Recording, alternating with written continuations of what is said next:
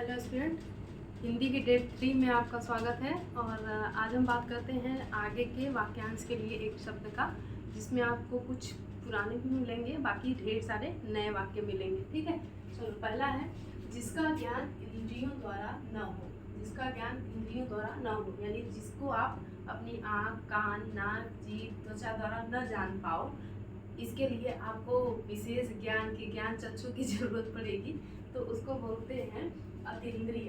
अब एक सब देखो सब जरा कि आपको यदि मात्रा में कंफ्यूजन हो रहा हो तो आप इसको लिख सकते हो अति प्लस इंद्रिय। इंद्रिय अति, अति प्लस इंद्रियों द्वारा न हो यानी इंद्रियों से परे जो हो, तो अति प्लस इंद्रिय। तो यहाँ पे भी छोटी ही, यहाँ पे भी, और छोटी ही जब मिलती है तो ये हो जाता है बड़ी। तो ये जो बनेगा शब्द ये होगा अतीन्द्रिय। अतीन्द्रिय, ठीक है। जिसका ज्ञान इंद्रियों द्वारा न हो उसे कहा जाता है अतीन्द्रिय। अतीन्द्रिय। नेक्स्ट, जिसे बुलाया न गया हो। ठीक, जिसे बुलाया न गया हो और अचानक से आके टपक पड़े हर जगह। आपको जब भी कोई पार्टी करो बुलाओगे नहीं, लेकिन आ जाते हैं, ऐसे वाले दोस्त ही होते हैं। ठीक है, तो उनको कहा जाता है अनाहुत। अनाहुत, इनको कहीं बुलाना नहीं पड़ता है, ये टपक जाते हैं। नेक्स्ट, जिसके सिर पर चंद्रमा हो। सिर यानी आपका ये शिखर, ठीक, चंद्रमा यानी चंद्र, तो ये जुड़ जाएगा तो होगा चंद्र शिखर। चंद्र शिखर, तो शब्द अटपटा सा नहीं लग रहा है, तो हो जाएगा चंद्रशेखर। चंद्रशेखर, जिसके सिर पर चंद्रमा हो। किसकी बात हो रही है? शिव की। सिर पे चंद्रमा टांगे पड़े यानी बहुत शांत और प्रसन्नचित्त रहते हैं। तो जो व्याकरण, अच्छा सोचो जरा कि इतना बड़ा सा चंद्रमा है जिसपे चंद्रयान भेजने के लिए इतना मेहनत करना पड़ा, तो शिव के फोटो पे ही लगा दिए होते ना। शिव रहते तो बड़ी आसानी होती, लेके घूमते पृथ्वी पर चंद्रमा। तो उसका कहने का मतलब वो प्रतीक है एक, इतना बड़ा चंद्रमा शिव अपने सिर पे कैसे लेंगे। उसका मतलब है कि वो बहुत शांत और बहुत मृदु रहते हैं, बहुत खुश, मतलब शीतल स्थिति रहती है, मानसिक अवस्था। लेकिन जब गुस्साते हैं तो तांडव करते हैं।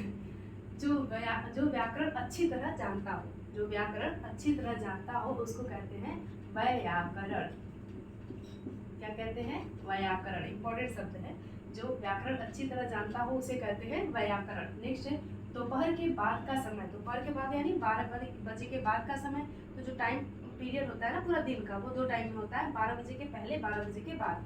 12 बजे के बाद यानी दोपहर के बाद का समय अपराह्न कहलाता है। अपराह्न, ठीक है। और दोपहर के पहले का समय पूर्वाह्न कहलाता है। यदि यहीं पे पूछ दे दोपहर के पूर्व का समय तो पूर्वाह्न, बाद का समय तो अपराह्न। जिस पर मुकदमा चलाया गया हो, ये नेक्स्ट बार आता है ना, पिछले क्लास में आ चुका है। जिस पर मुकदमा चलाया गया हो उसको कहते हैं अभियुक्त। अभियुक्त, अभियुक्त। और जो मुकदमा चलाए उसे कहते हैं अभियुक्ता। जो व्यक्ति अधिक बोलता हो वाचाल, और जो बहुत सी भाषा जानता हो बहुभाषा भाषी, और या बहुभाषाविद। बहुभाषाविद कहेंगे, विद यानी जानना, बहुभाषाविद यानी जो बहुत सी भाषाएं जानता हो। जो व्यक्ति अधिक बोलता हो वाचाल। जिसे अपने कर्तव्य का कोई ज्ञान न हो। कर्तव्य का कोई ज्ञान हो ऐसा मूर्ख आदमी ही होता है, मूर्ख को विमूढ़ कहते हैं। कर्तव्य की मतलब क्या, क्या ही फर्क पड़ता है कर्तव्य से?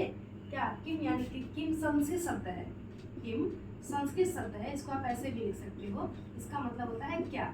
तो किम कर्तव्य, किम कर्तव्य विमूढ़। किम कर्तव्य विमूढ़। किम कर्तव्य विमूढ़ का मतलब जिसको कर्तव्य से क्या ही फर्क पड़ता है, जो मूर्ख है, तो उसको बोलते हैं जिसे अपने कर्तव्य का कोई ज्ञान न हो, किम कर्तव्य विमूढ़। जिसकी कोई सीमा ना हो। सीमा प्लस ये बाउंड्री वाली सीमा है, लड़की वाली सीमा नहीं है। यहाँ पे न के लिए मैंने बोला था कि यदि आप किसी शब्द में अ लगा देते हो तो वो अपोजिट हो जाता है, तो ये क्या हो जाएगा? असीम। असीम, ठीक। नेक्स्ट, जिसको जाना नहीं जा सकता। जिसको जाना नहीं जा सकता उसको कहते हैं अजेय। जिसे आप अज्ञेय भी कहते हैं। जिसको जाना नहीं, जिसके बारे में हम नहीं जान सकते, ज्ञान नहीं प्राप्त कर सकते, इसको कहते हैं अजेय। जो सब कुछ जानता हो, ये भी पीछे आ चुका है, तो आप बता दो फटाफट से, सर्वज्ञ। जिसे आप सर्वज्ञ कहते हो। और जो कुछ नहीं जानता हो अज्ञ या अज्ञ। जिसका आदि और अंत न हो। ये तो शिव भी हो सकते हैं। तो शिव का जो कैलाश खेर का गाना होता है ना, जगत चेतना हूँ अनादि अनंता, तो वहीं से याद रखना कि जिसका आदि और अंत न हो तो उसको बोलते हैं अनादि अनंत।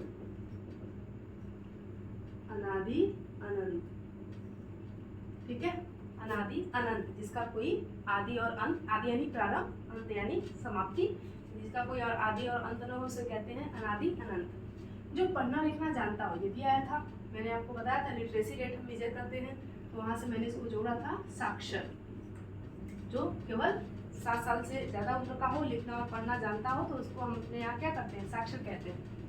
ऐसी जीविका जो आकस्मिक हो, ऐसी जीविका जो आकस्मिक हो, तो जंगल वाला याद रखना याद से, ये आज चले फिर आज शिकार किया और फिर या मछली मारा या पौधे का फल इकट्ठा किया, फिर उसके बाद एक्सचेंज किया, फिर वहाँ से जो मिला आए लेके घर, तो उसको बोलते हैं आखेट।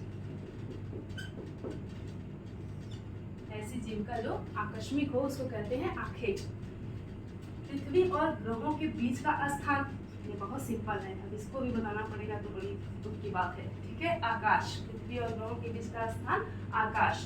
ज्ञान नेत्र से देखने वाला अंधा व्यक्ति, ज्ञान नेत्र से देखने वाला अंधा व्यक्ति, अच्छा नेत्र का एक पर्यायवाची है चक्षु, चक्षु, तो ये शब्द बन जाएगा क्या, ज्ञान चक्षु, ज्ञान चक्षु, ठीक है। ज्ञान नेत्र से देखने वाला अंधा व्यक्ति ज्ञान चक्षु। जो सामान्य नियम के विरुद्ध हो, जो सामान्य नियम के विरुद्ध, आपके क्लास में यदि सभी लोग अनुशासन को फॉलो करते हैं, बाकी एक आदमी अनुशासन तोड़ता है तो बोलते हैं अपवाद है, ये ऐसे ही चलता रहता है। तो जो सामान्य नियम के विरुद्ध हो उसको बोलते हैं अपवाद। क्या बोलते हैं, यानी जिसपे कोई सूत्र या फॉर्मूला फिट न बैठता हो उसको, यानी जिसको किसी सीमा के तहत ग्रुप में नहीं लिया जा रहा है, वो क्या हो जाता है, अपवाद हो जाता है। जो सामान्य नियम के विरुद्ध क्या कहलाएगा, अपवाद। दूध, दही, घृत यानी घी, शर्करा यानी चीनी और गुड़ की बात हो रही, मधु मिश्रित यानी कि शहद, दूध, दही, घी, शर्करा और शहद, वह पदार्थ, ये एक ही चीज है, वह पदार्थ जो देवताओं के स्नान हेतु बनाया जाता है उसको कहा जाता है पंच, 1 2 3 4 5, और इनको अमृत कहते हैं। तो हो जाएगा पंच प्लस अमृत और प्लस अ बराबर आ, ठीक, तो हो जाएगा पंचामृत, सही है। चलो एक बार साथ में बोल दो, जिसका ज्ञान इंद्रियों द्वारा न हो अतीन्द्रिय, जिसे बुलाया न गया हो अनाहूत, जिसके, वो दोस्त वाले लोग होते हैं, जिसके सिर पर चंद्रमा हो चंद्रशेखर, जो व्याकरण अच्छी तरह जानता हो व्याकरण, दोपहर के बाद का समय अपराह्न, जिस पर मुकदमा चलाया गया हो अभियुक्त, जो व्यक्ति अधिक बोलता हो वाचाल, जिसे अपने कर्तव्य का ज्ञान कोई ज्ञान ना हो फिर कर्तव्य विमूढ़, जिसकी कोई सीमा न हो असीम, जिसको जाना नहीं जा सके अजय, जो सब कुछ जानता हो सर्वज्ञ, जिसका आदि और अंत न हो अनादि अनंत शिव, जो पढ़ना लिखना जानता हो साक्षर। ऐसी जीविका जो आकस्मिक हो आखेट। पृथ्वी और ग्रह के बीच का स्थान आकाश, अंतरिक्ष भी लिख सकते हो। ज्ञान नेत्र से देखने वाला अंधा व्यक्ति, नेत्र को चक्षु भी कहते हैं, तो ज्ञान चक्षु। जो सामान्य नियम के विरुद्ध हो अपवाद। जो दूध, दही, घृत, शर्करा और मधु मिश्रित दूध, दही, घृत, शर्करा और मधु मिश्रित वह पदार्थ जो देवताओं के स्नान हेतु बनाया गया हो उसे कहते हैं पंचामृत। कितने हो गए, 55 तक हम लोग पहुँच चुके हैं 3 क्लास में, अभी बहुत है। अभी हमने PCS वाला भी देखना है और अभी हमने RO का जो प्रीवियस ईयर का है वो भी देखना है, ताकि यहाँ से जो 10 क्वेश्चन बने हैं वो किसी भी कीमत पे गलत ना, ठीक है। थैंक यू, पढ़ते रहो और जोश के साथ।